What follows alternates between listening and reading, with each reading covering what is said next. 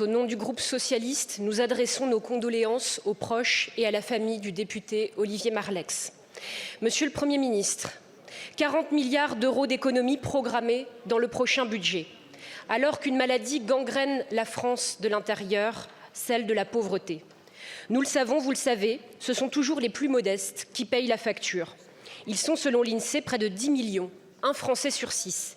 Jamais le nombre de pauvres n'a été aussi élevé. Étudiants, chômeurs, mais aussi travailleurs pauvres, auto-entrepreneurs, agriculteurs, contractuels, salariés à temps partiel. Parmi les victimes de cette épidémie, les femmes, les mamans des familles monoparentales, une famille sur 3 sous le seuil de pauvreté. Les Restos du Cœur nous alertent concernant la situation des enfants. 10% de leurs bénéficiaires sont des bébés de 0 à 3 ans. Il ne s'agit pas seulement de chiffres, mais bien de vies. Cette précarité frappe singulièrement en milieu rural, où le non-recours aux aides est plus massif qu'ailleurs, où la pauvreté s'enracine et assigne à résidence.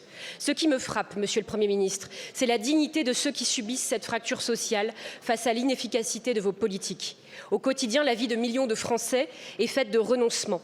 Depuis l'élection d'Emmanuel Macron, le patrimoine des 500 familles les plus riches de France a doublé, passant de 600 à 1200 milliards d'euros. Les cadeaux aux riches se multiplient. Tout repose sur les classes laborieuses. Ces derniers jours, nous avons eu écho des mesures qui viendront alimenter vos annonces budgétaires. Nous ne pouvons pas croire un seul instant que vous allez remettre en cause les mesures de réduction fiscale pour les Françaises et les Français qui font preuve de générosité à travers des dons aux associations.